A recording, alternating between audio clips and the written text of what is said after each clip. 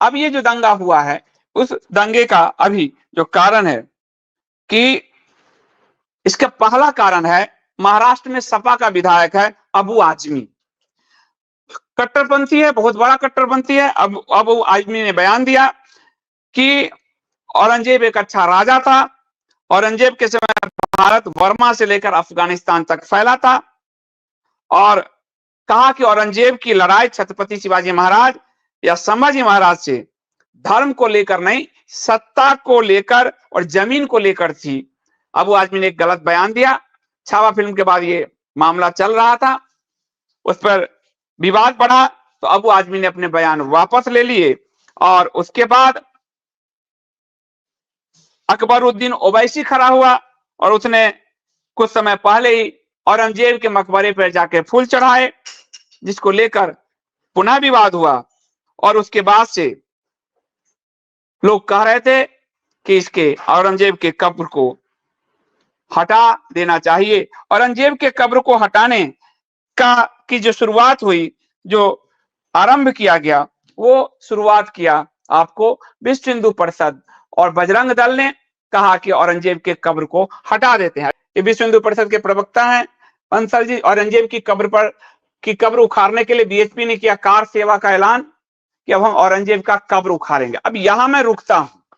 अब आपको यहां ध्यान देना चाहिए, केंद्र में भी इनकी सत्ता है, राज्य में भी इनकी सत्ता है, तो उखड़वाना क्यों है? कानून बनाकर हटवा दो, ये उखड़ेगा नहीं। आप मुझसे पिन ड्रॉप लिखवा लो कहीं, ये कभी नहीं उखड़ने वाला। और उखड़ना होता तो महाराष्ट्र में भी देवेंद्र फडणवीस पहले भी मुख्यमंत्री रहे, और 11 साल से तो मोदी जी ही हैं, तो औरंगजेब की कब्र उखड़वा लेते।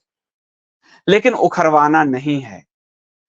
कार सेवा जब जब बीएचपी ने किया है, हिंदू बड़ी संख्या में मारे गए हैं। चाहे 90 की कार सेवा हो, राम मंदिर के लिए बड़ी संख्या में हिंदू मरे, सत्ता भाजपा की आ गई। उसके बाद 2002 में कार सेवा, हिंदू बड़ी संख्या में मारे गए, साबरमती एक्सप्रेस में जलाकर भाजपा जो गुजरात हार रही थी सत्ता में आ गई। उसका एक डाटा भी अभी आपको दूंगा। महाराष्ट्र में बहुत अच्छी सत्ता आई है, लेकिन महाराष्ट्र का मामला कोर्ट में पहुंचा हुआ है, चुनावी गड़बड़ी का मामला पहुंचा हुआ है बड़ी संख्या में, और ये मालूम उसमें कुछ नहीं होना है। सरकार ने कानून भी बना दिया है कि अब जनता डाटा नहीं मांग सकती चुनाव का। लेकिन भाजपा के और संघ के लोग अंदर से जानते हैं कि हिंदू उनसे अब दूर हो रहा है, छिटक रहा है, और हिंदुओं को एक करना है तो ऐसे मुद्दे को जिंदा रखना पड़ेगा। मेवात में जहां इतने जमाने से दंगे नहीं हुए थे, यही विश्व हिंदू परिषद बजरंग दल उसमें घुसी और मेवात में दंगे हुए, हिंदू मरे, और हरियाणा में सरकार आ गई इनकी, डर हिंदुओं में जो बना। गुजरात में 2002 के दंगे हुए, सरकार इनकी आ गई। यूपी में कार सेवक को गोलियां मारी गई, उस मुलायम सिंह यादव को इन्होंने पद्म विभूषण दिया। उस नृपेंद्र मिश्रा को जो प्रिंसिपल सेक्रेटरी थे, उन्हें राम मंदिर ट्रस्ट का सर्वे सर्वा बनाया। उस नृपेंद्र मिश्रा को कानून बदलकर अपने पीएमओ में लेकर आए मोदी जी, लेकिन उन्होंने जो गोली चलाई, सत्ता इनको मिल गई। तो ये इनका आजमाया हुआ प्रयोग है। हर बार मैं ये नहीं कह रहा हूं आपसे कि ये औरंगजेब पर क्यों विवाद नहीं कर सकते, लेकिन कब्र हटाने की औकात तो दिखाओ। हिंदुओं की बलि कब तक लोगे? कार सेवा करके कब्र का किससे लड़ोगे? देवेंद्र फडणवीस से लड़ोगे या फिर मोदी से लड़ोगे? किससे लड़ोगे? तो ये कब्र कभी नहीं हटेगा। 11 साल से इनकी सत्ता है, 300 साल पुराना कब्र है, लेकिन ये सगुफा छोड़कर हिंदुओं की मौत पर इनकी राजनीतिक फसल लहलहाती है, इसलिए इन्होंने शुरुआत कर दिया इस बात को लेकर।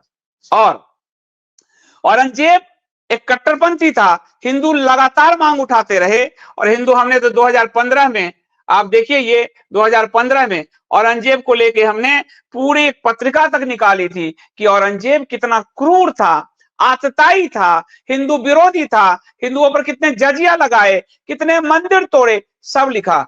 15 से आज 25 हो गया। आपको लगता है कि औरंगजेब पर इन्होंने कुछ किया? आपको लगता है कि जो मुर्दा सरकार, ये जो है, औरंगजेब के सड़क का नाम महेश गिरी के कहने पर बदला था, और वो सड़क का नाम था, इनके सांसद थे महेश गिरी, अब्दुल कलाम किया, लेकिन आपको लगता है ये कब्र हटा पाएंगे? कब्र हटाना है तो कानून से आप हटा सकते हो। जैसे बाबर के कब्र को वहां भेज दिया गया, कानून बनाकर हटाओ कि हिंदुओं की भावना को आहत करता है। ये संभाजी महाराज को इस्लाम अपनाने के लिए तरफा तरफा कर जिसने मारा, वो महाराष्ट्र मराठों की भूमि पर उसका कब्र नहीं होगा। इसके लिए फडणवीस कानून बनाए, मोदी सरकार उस कानून को पास करे। लेकिन कानून बनाने की जगह ये वितंडा करके हिंदुओं की मौत पर इनका वोट बढ़ जाता है। एक और बात, एनसीईआरटी में औरंगजेब पे बड़ा चैप्टर है, तो आपकी सत्ता 11 साल से है, तो औरंगजेब के खिलाफ उस एनसीईआरटी में उस चैप्टर को कम करते, उस एनसीईआरटी में ये बताते कि औरंगजेब ने कितनी आतताईपन किया, मराठों के साथ कैसी लड़ाई लड़ी, हिंदुओं पे कितना जुल्म किया। लेकिन आप तो सच्चर कमेटी पढ़ाने लगे एनसीईआरटी में। इससे भी इनका पाखंड उजागर होता है कि जहां कानून का के जरिए वो बदलाव कर सकते हैं, औरंगजेब को हटा सकते हैं, वहां ये सच्चर कमेटी पढ़ाने लगे। जहां ये कानून बनाकर कब्र को हटा सकते हैं, वहां ये कार सेवा करके हिंदुओं को भड़काने लगे। जहां 9 लाख एकड़ वक्फ की संपत्ति है, उसे इन्होंने मजबूत किया है। आपको कांग्रेस से पहले 2014 से पहले कांग्रेस के काल में 4 से आपको 3 लाख वक्फ की संपत्ति, 3-3.5 लाख वक्फ की संपत्ति डिजिटलाइज थी, यानी मान्यता प्राप्त थी। इनके समय में 6-7 लाख हो चुकी है, तो इन्होंने वक्फ को मजबूत बना दिया। वक्फ का कानून कांग्रेस लेके आई, कांग्रेस एंटी हिंदू थी, लेकिन उस कानून को संसद में पास कराने में भाजपा के सांसदों ने मदद किया, और राज्य का जो अधिकार था कि राज्य वक्फ को मैनेज करेगी, उस पर शहनवाज हुसैन नकवी ने कहा, हुजूर देर आते आते आपने बहुत देर कर दी, हुजूर आते आते बहुत देर कर दी, अब इतना देर की तो राज्य को क्यों, सारा अधिकार वक्फ को दीजिए। ये शहनवाज हुसैन और नकवी के बयान हैं। वक्फ की प्रॉपर्टी तो तुम खाली नहीं करवा पा रहे, तुम कब्र खाली कराओगे। हिंदुओं को कितना बड़ा मूर्ख समझ रखा है। हर बार हिंदुओं के लाशों पर इनकी सत्ता बढ़ती है। इसका मैं आंकड़े देता हूं आपको। आंकड़े दिया, कार सेवा आपको अयोध्या सत्ता इनकी बनी, आपको 2002 सत्ता इनकी बनी, हाल फिलहाल मेवात सत्ता इनकी बनी, दिल्ली को भी दंगे में झोंका पिछली बार, लेकिन इस बार सत्ता इनकी बनी। तो दंगे के बाद कौन सी पार्टी इमर्ज होती है, वोट बढ़ता है। शीतल सिंह का ये पत्रकार हैं, आपको एक और उदाहरण मिलेगा विश्व हिंदू परिषद का कि कैसे हिंदुओं से झूठ बोलकर हिंदुओं के अंदर क्रोध पैदा करके अपने वोट बढ़ाते हैं। अयोध्या में जब राम मंदिर आंदोलन हुआ, गोलियां चली थी मुलायम के समय, तो विश्व हिंदू परिषद ने 63 लोगों की सूची सौंपी कि इतने हिंदू मारे गए हैं। उसमें 3 यूपी के थे, वहां ये पत्रकार पहुंचे थे, तीनों जीवित पाए गए थे। आपके मौत का भी वितंडा करके ये वोट कैसे बढ़ाते हैं, लेकिन गोली चलाने वाले मुलायम को अवार्ड देते हैं, गोली चलाने वाले नृपेंद्र मिश्रा को ट्रस्ट का हेड बनाते हैं, हिंदुओं को गुमराह करते हैं। इतने हिंदू जो मरे, वो हिंदू जब टेस्ट किए गए सभी जिंदा निकले।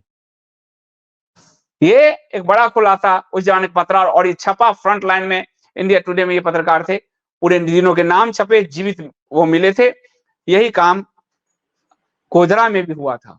वो जो ऐसे मुसलमान का एक ऐसे था, वो जीवित का उसका कुछ नहीं हुआ था, लेकिन फोटो करके काम किया गया।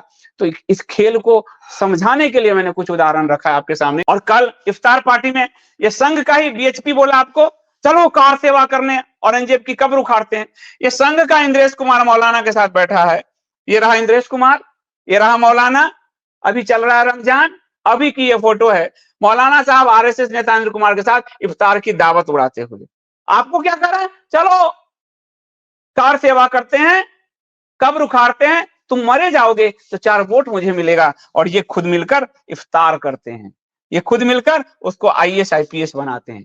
इसलिए सोचिएगा अपने बच्चों के बारे में, कुछ भी सोचने से पहले। वो चंदन जो तिरंगा झंडा में, उसका परिवार बिलट ही रहा है और सत्ता इनको मिल गई है। अब याद रखिएगा इस चीज को।